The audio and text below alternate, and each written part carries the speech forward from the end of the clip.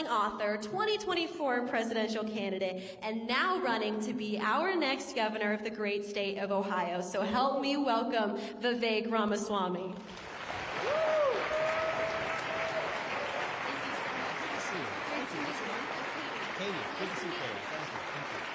Give Katie another round of applause. She did such a great job. Thank you. It's good to be here, guys.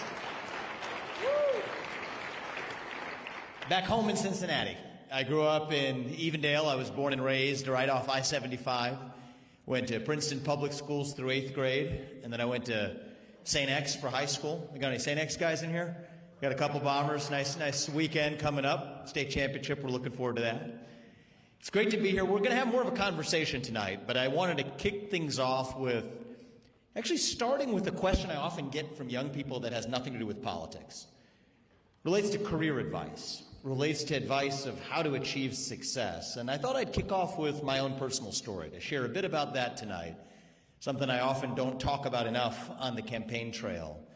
But back in my hometown, I thought it was a good way to start our discussion tonight. And I think the moral of the story I'd like to leave with all of you by the end of the night is one I'll just kick off with right now at the very beginning. The number one factor that determines whether you achieve your goals in life is actually you. There's a lot else that matters too, that can affect you. Adversities, harm that somebody else causes you along the way, bad luck, it's a reality in life. I'm not saying those things don't exist, but the number one factor that matters above everything else in the long run is your own commitment to your own goals, to your own ideals, whatever they may be. And that's what the American dream is built on. My parents came halfway around the world as legal immigrants from India to Cincinnati, Ohio, of all places, about a half century ago. My dad worked at GE. My mom was a psychiatrist who took care of nursing home patients right here in the greater Cincinnati area, including doing some of her work right here at UC as well. My dad did his engineering program here at UC. They never imagined that in a single generation their son would go on to found successful companies or now be in a position to lead the very state where I was born and raised. We went to public schools because we wouldn't have thought of affording private schools till I was in 8th grade. But we went to St. X for high school because that was the place where I felt like I could best pursue excellence without having to apologize for it. And I got a great education there. Went to Harvard for college, Yale for law school. And those were different schools then, frankly, than they are today, in that they were liberal, they leaned left. But my experience there, I graduated college in 2007, it was still a place where you could challenge other people around you and have your ideas challenged. And because I was a conservative, I leaned libertarian conservative, I got a better education than the people around me because I was constantly challenged. And when you're challenged, 9 out of 10 times you come out with stronger convictions on the other side of it. And 1 out of 10 times, especially as a younger person, you change your mind. Both of those things are a good outcome. And that helped me because by the time I graduated, I kept an open mind about the career journey I wanted to pursue. My parents had always imagined that I would be a doctor, going to medical school. I ended up studying biology but pursued a different track. I got my start in biotech investing. I joined a hedge fund in New York City after I graduated. I was curious about achieving success in capitalism. You know, my dad had faced down layoffs at the GE plant in Evendale under Jack Welch.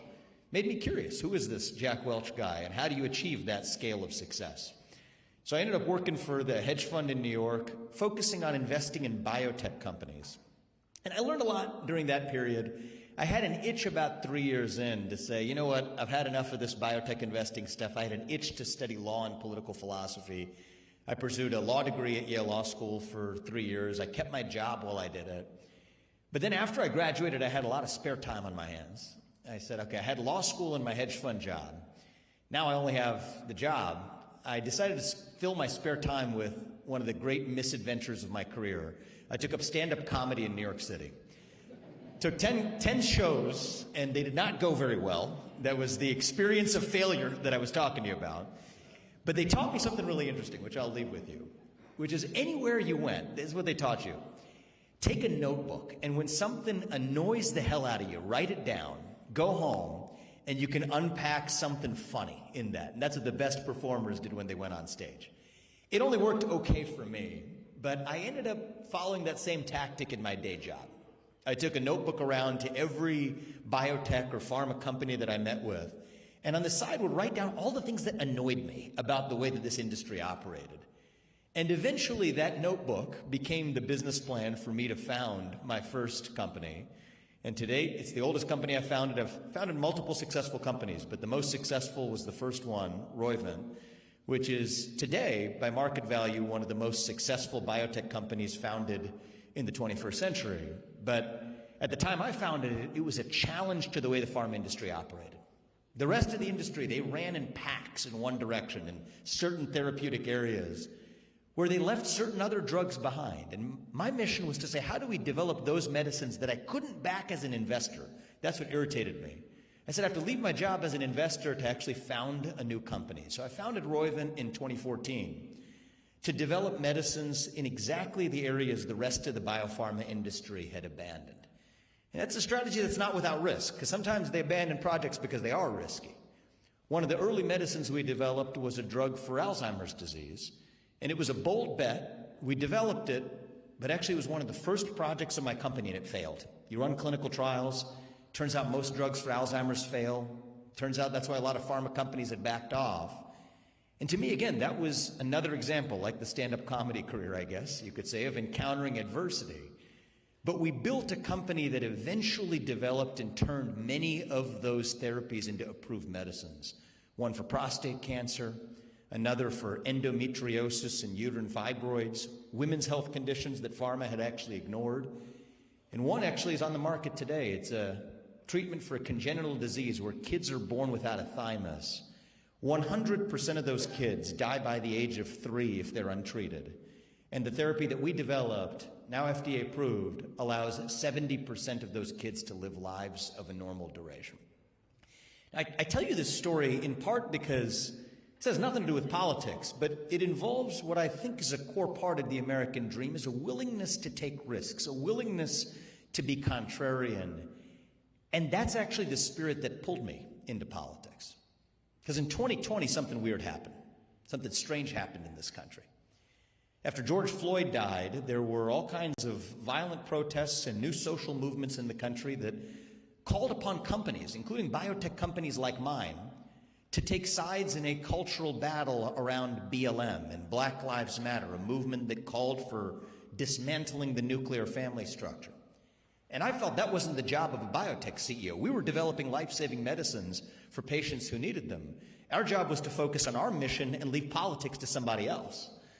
But one of the things I learned about is you may not care about politics, but politics still cares about you. There were demands that I, as a biotech CEO, veer out of my lane to make social proclamations. And that's when I said, you know what, this is not a biological cancer. Now it is a cultural cancer that we had to address head on. It was peak wokeness now, I will say, is behind us. But we got to remember what it was like a few years ago. In 2020, 2021, when Congresswoman Ayanna Pressley famously said, we don't want any more black faces that don't want to be a black voice. We don't want any more brown faces that don't want to be a brown voice. The doctrine of this new movement was the remedy to past discrimination is present discrimination. The remedy to present discrimination is future discrimination. And I grew worried. I grew worried that that new virus put at risk the American dream that I had lived. When I remember second grade, when I heard Martin Luther King's I Have a Dream speech for the first time, that's when he said, I hope my 4 children grow up in a country where they are judged not on the color of their skin, but on the content of their character. And that dream, it meant something to me because it was the dream that allowed me to achieve all the success I had achieved by that point in life. So I stepped down from my job as a biotech CEO to speak freely. I wrote a book called Woke Inc., which today, if you read it, it sounds pretty vanilla. Okay, there's nothing that's that brave or shocking in that book. But back in the environment of 2020, the stuff I said in that book was heretical. In corporate America, this made me something of a traitor to a class, even a pariah in certain circles in tech and biotech. The basic idea that you ought to be judged based on the content of your character and your contributions rather than your genetics. That was a strange idea back in 2020. But the beautiful thing is over the last half decade, one of the things I've learned is how quickly we were able to grow out of that peak of left-wing wokeness. It still exists, but I think the peak is now behind us. And part of what I want to talk about tonight is the opportunity that now gives us. We defeated that left-wing wokeness at the ballot box last year when we sent Donald Trump back to the White House. I ran for the U.S. presidency to lead us out of the national identity crisis. I endorsed Donald Trump after I dropped out of the race because I believed he was going to revive that sense of national pride in our country. And now that peak of left-wing wokeness is behind us. The question ahead for us now in our conservative movement is now a harder challenge.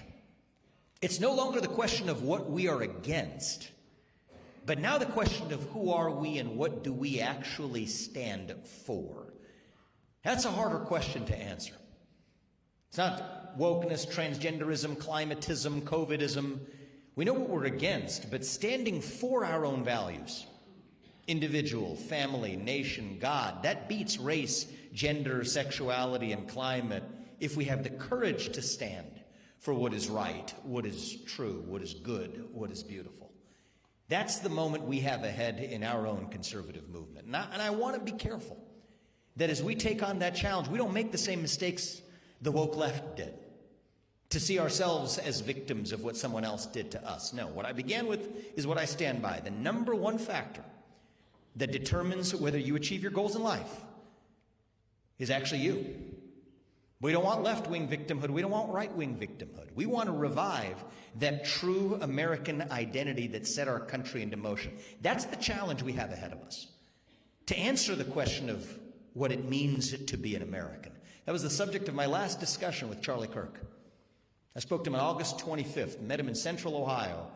There's two of us sitting one-on-one in a conference room in Delaware County, and we spent about an hour talking about what is an American. I asked him the question. I'll tell you what he told me in response. It's a classic method he had. He would say, I know what it's not. I'll tell you what it's not. It's not a race, and it's not government paperwork either. I agree with him on that. Our American identity is not just about a race or a lineage. You could be of a particular race or lineage, but if you don't believe in the founding ideals of this country, you're not really an American. You could have crossed the border physically, and the government could give you a piece of paper. But if you don't believe in the ideals of this country, you're not really an American in the truest sense of that word either. What does it mean to be an American? I believe it means we believe in those ideals that set our country into motion 250 years ago. It means we believe in merit, that the best person gets the job regardless of their skin color. It means we believe in the rule of law. I say this as the proud son of legal immigrants to this country. That means your first act of entering this country cannot break the law. It means we believe in free speech and open debate, whether you're on the left or right, whether you're Nick Fuentes or Jimmy Kimmel, it doesn't matter. You get to express yourself without government censorship. You get to speak your mind on a college campus without fear of somebody putting a bullet in your neck.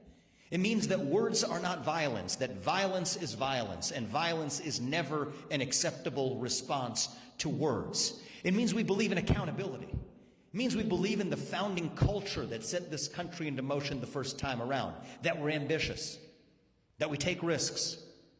Sometimes we fail, but we pick ourselves up and take those risks again. It means that we're ambitious, we're heroic, even brave when called upon by our country to do what is right in our hour of need.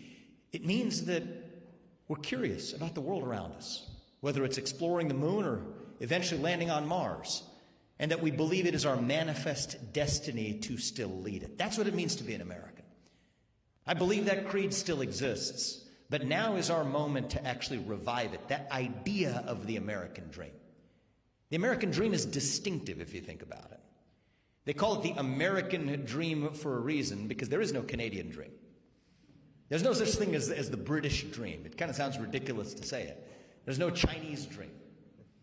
It is the American dream for a reason because that is what makes American exceptionalism possible. Ronald Reagan said it well 5 decades ago. You can go halfway around the world to Italy and you would never be an Italian. You can go live the rest of your life in Germany and you would never be a German. You can go pack your bags and go to China or Japan. They would never accept you as Chinese or Japanese. But you can come from any one of those countries to the United States of America and you can still be an American so long as you work hard, you play by the rules, make your contributions to this country, and dream for an even better life for your kids. That's what it means to be an American. Now, for Gen Z, I understand many of you may be skeptical about that American dream, and I get it. I understand where you're coming from because you encounter challenges as every generation has, and every generation does and will continue to. You feel like home ownership, and home ownership is objectively more expensive today, even inflation adjusted, than 80 years ago. You feel like home ownership's a little bit out of reach. That if you're 30 years old, you can't quite afford that home, even if you've done your part, gotten your job. Feel like you're working hard, but not quite getting ahead. Maybe not the exact same story that I shared with you from my 20s that you feel like is accessible to you. I understand, even if you believe in free speech, some of you are cynical when you see one of the guys who you admired in our country going to a college campus, speaking his mind, and assassinated as he did it. I understand why many of you are cynical. But my message to you, as somebody who knows that American dream exists because I've lived it, growing up right here in this city, in this state, in our country, is that we are still the last best hope on planet Earth where that American dream exists at all. I would rather live in a country that has ideals and falls short of them than to live in a country that has no ideals at all. So what we need to do, and this is the work we have cut out ahead of us. What we have to do is to revive a new American dream in our country, where we once again celebrate success over victimhood. A new American dream where we bring down the cost of housing by building more homes. We're going to do it here in Ohio to bring down the cost of housing. A new American dream where we bring down the cost of those electric bills by producing more energy in states like ours. A new American dream where you can walk downtown Cincinnati without fear of looking over your shoulder for somebody beating you up or assaulting you, because we're actually leveraging our police in a sensible way. A new American dream where you can speak on a college campus without fear of retaliation. And at our best, a new American dream where you could disagree vehemently with your neighbor and still get together at the dinner table at the end of it. That, too, is the American dream. And we want to revive that in this country. That's what our founding fathers fought for. That's what set this country into motion 250 years ago. Next year, we celebrate the 250th anniversary of that Declaration of Independence. And I believe, as somebody who is aiming to lead this state to new heights, that responsibility is on us. I speak as somebody who supported Donald Trump as a proud Republican. We now control all three major branches of government. We control all three branches of this state's government. At this point, if we fail to get it right, we've got nobody left to blame but ourselves. That is the standard I want you, I expect you to hold me to hold our side to. And if you all do your part, I promise you, we will do ours to make sure that Ohio's best days, Cincinnati's best days, and America's best days are still ahead of us, and that Gen Z will be the generation that makes America prouder than we have ever been. Thank you for the warm welcome tonight, UC. Great to be here with the Bearcats. We love you guys. And as promised,